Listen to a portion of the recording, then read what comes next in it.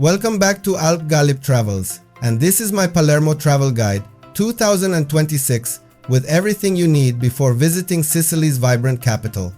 In this Palermo Sicily vlog, I will show you what to do in Palermo, a smart and realistic itinerary, essential Palermo travel tips, must-try Sicilian food, and the exact budget you should expect.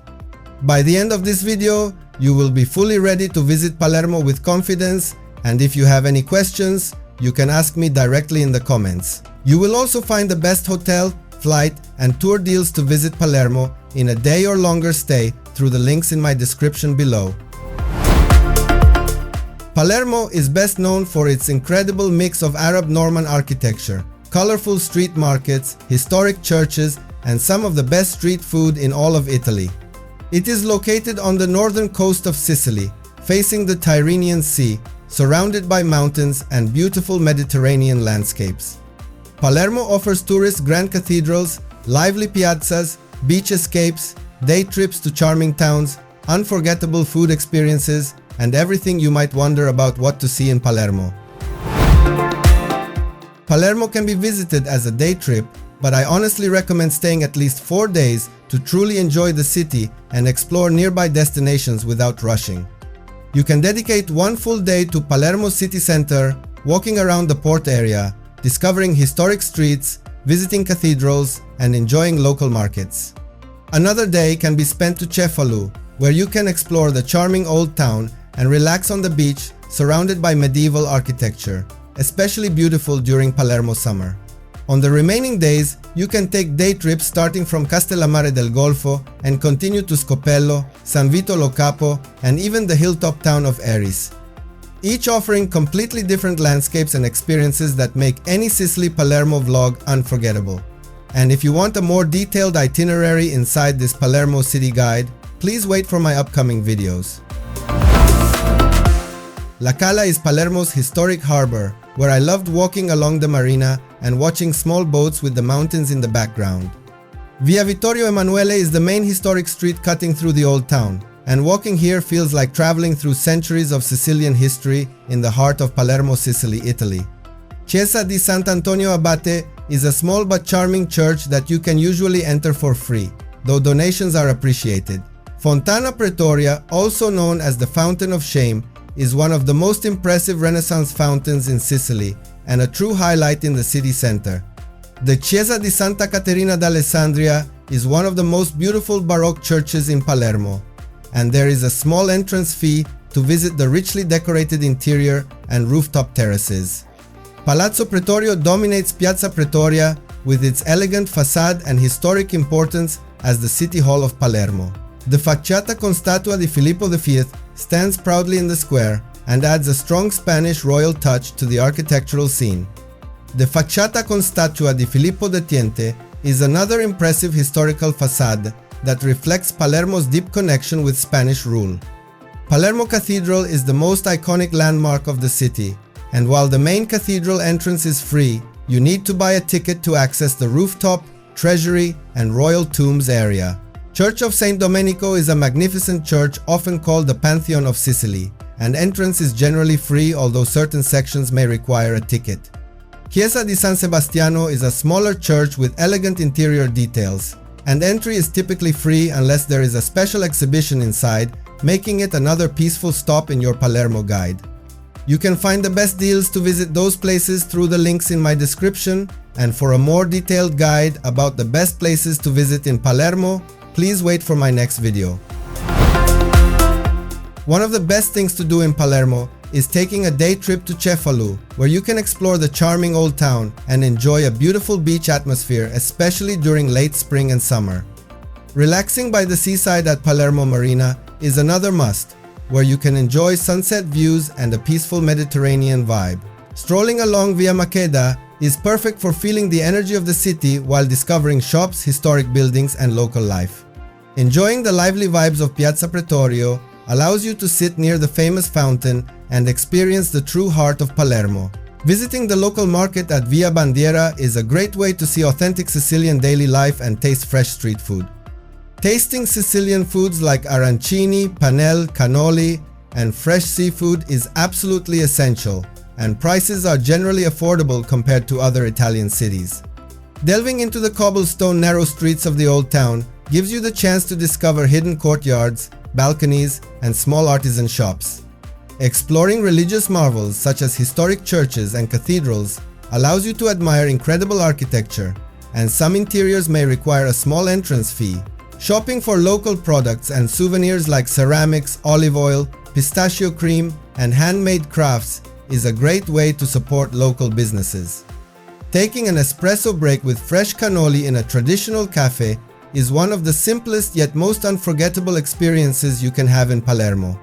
You can find the best deals for activity offers through the links in my description, and for a more detailed guide about the best things to do in Palermo, please wait for my next video.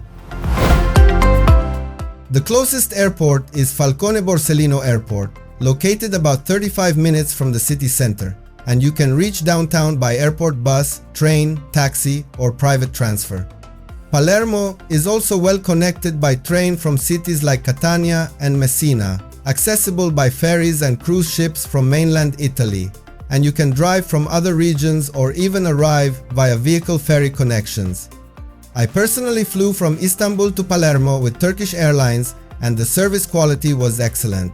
Getting around Palermo is easy on foot, especially in the historic center, where most attractions are close to each other.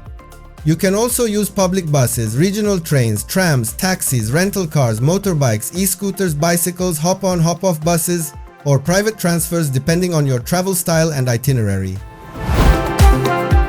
The best neighborhoods to stay in Palermo are the historic center for walking distance to attractions, Politeama area for a more modern and organized atmosphere, and the Marina Zone for sea views and relaxed evenings.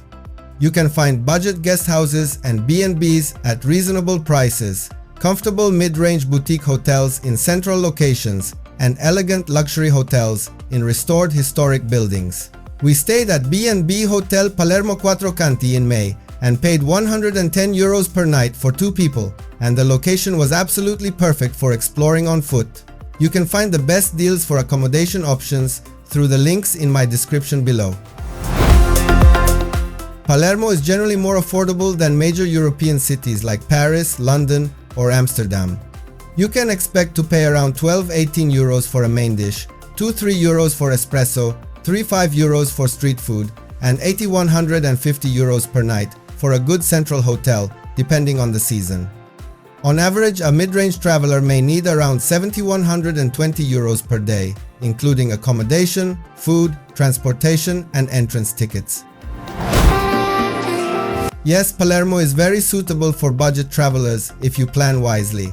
You can find street food meals for €3–6, budget rooms from €50–80 per night, and affordable local transport options around the city.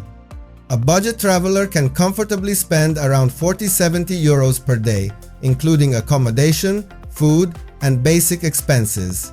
Especially since walking around the historic center is completely free, and many attractions can be explored without paying entrance fees.